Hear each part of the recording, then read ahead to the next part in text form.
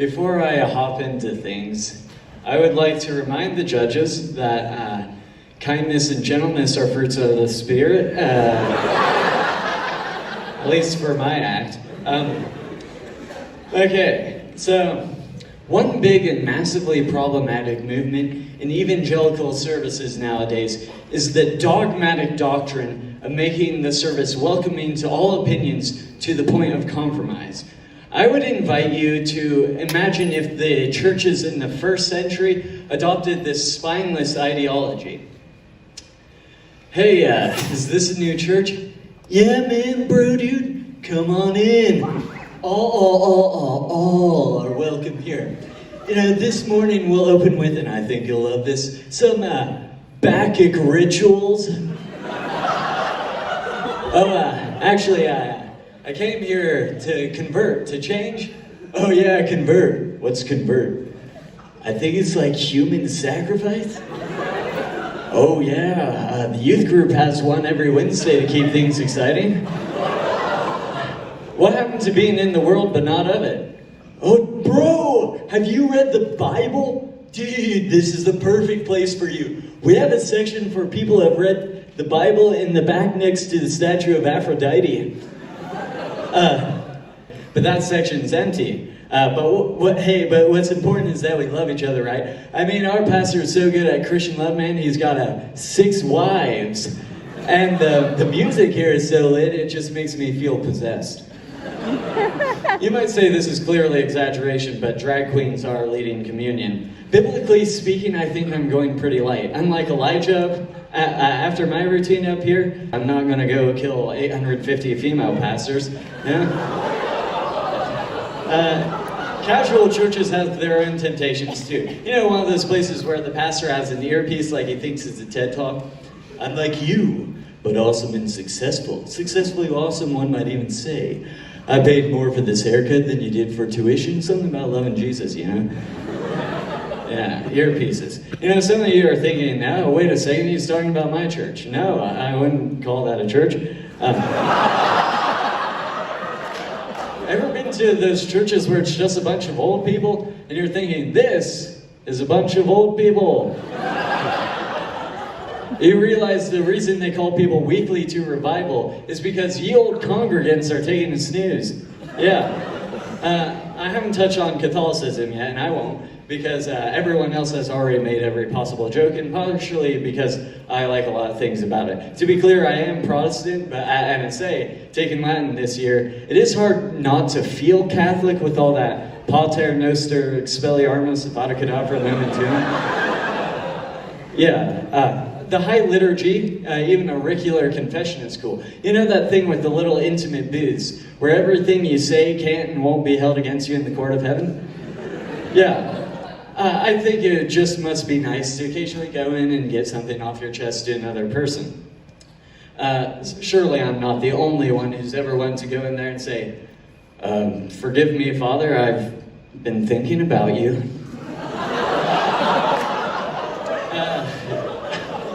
I can hear the back row daring me to crack one at Christ Church. But for the moment, I really enjoy being incommunicated. Although, while we're on the subject, do you Uptowners remember back before the turn of the year when Dr. Reagan had us clap to that one song? Yeah, it was in a very Christchurchly syncopated manner, but nonetheless you could smell everyone's spiritual growth pains. I would have liked to know on the doctor's scale of 1 to 10, how many Calvinists had a femur snapped. Yeah, I can't actually get pregnant, but now I know how much it hurts. Ew. Clapping. Yeah. And if someday by some strange, unnatural kink in fate, I find myself married to a Reformed Baptist, yeah. You know, one of these lassies that thinks paedo-baptism and paedo-communion is wrong. I mean, if I ever black out and wake up next to one of those, shit, better never let me take the kids to the swimming pool, you know? Might reflexively pray a benediction. Geronimo, more like in nomine patri. I'm sorry, babe. How was I supposed to know that when the kids asked for some snacks before bed, they didn't mean a chalice of wine and a loaf of bread? Moses, all I did was throw the gold into the fire and lo, out jumped to communion. Crazy. You're filing for a divorce and the kids are filing for church membership. Crazy. Okay, who here likes visiting churches? Good. You would be pretty weird if you said yeah to that. Nothing normal ever happens when you visit alien churches, especially during vacations. Once my family was down in Boise and we found this nice place that had a sign that said church on it, so we figured that's what it was. In retrospect, I think it was just a clever advertisement for a startup even jellyfish rock band. When we got inside and sat down, the first warning sign leapt down from on high. No, it wasn't the youth group leader, that was a different church. The light shut off. Yeah, I wonder how anyone excuses that. Oh, at this church, we like to worship Jesus in the dark. Then, boom, pink lasers, strobes and everything. What happened to all are welcome? Clearly the service excludes epileptics. Yeah. And then the screaming started. Satan! Gonna kill him! Gonna kill him, yeah, we're gonna kill him, Satan! Screaming Satan should be a crime in church, like yelling fire in a theater. Satan! Oh my goodness, where is he? Don't worry, ma'am. Don't worry. He's not running around on the floor. He's too busy up on the stage.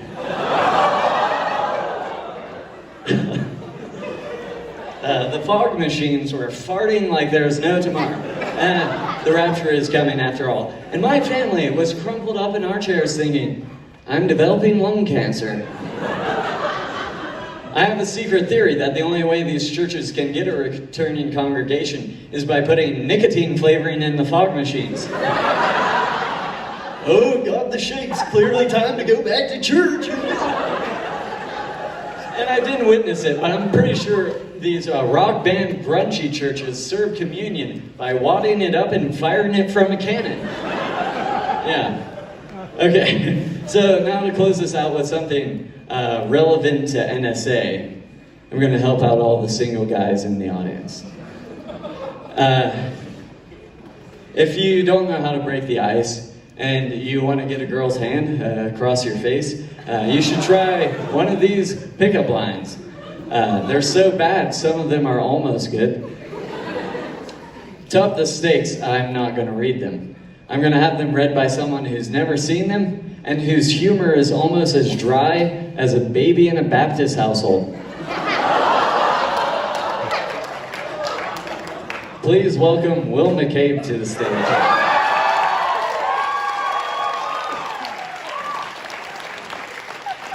Okay. Go easy on him, he's just a messenger.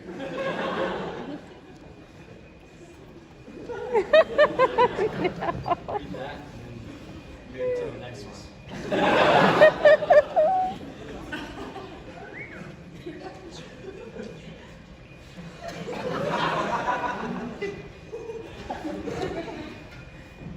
I hope you guys feel slightly more comfortable about this than I do.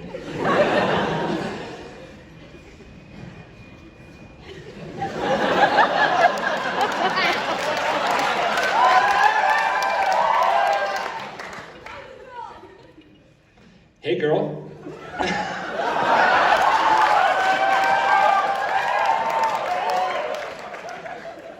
Are you contagious? Because you look lovesick. For me. They're only one-sided, so we'll only be here half the time. Hey, girl, are you country roads? Because I want you to take me.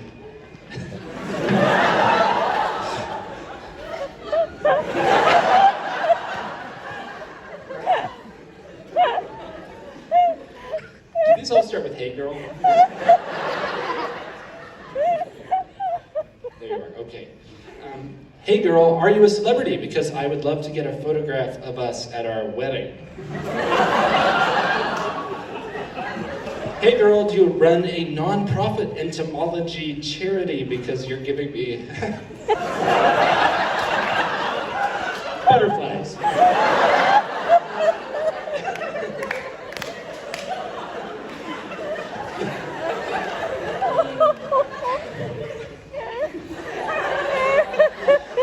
Hey girl, are you the mother of my children? Because you are.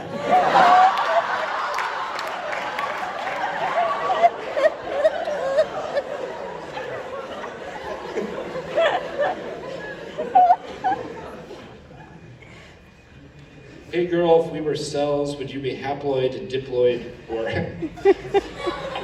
or unemployed? Wait a second, this isn't a pickup line.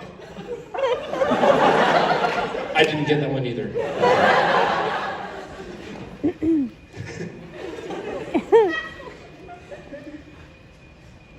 Hey girl, if you think homework is bad now, wait until you have to care for our baby at the same time.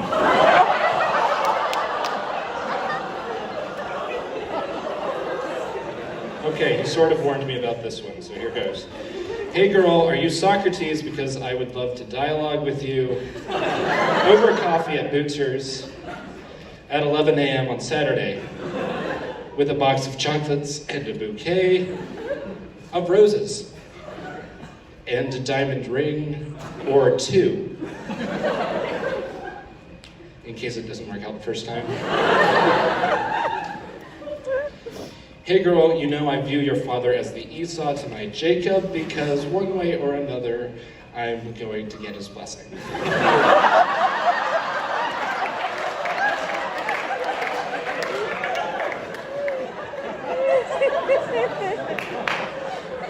Might have to use this one day. Hey girl, I don't think we've met. My name is Will you marry me? Thank you very much.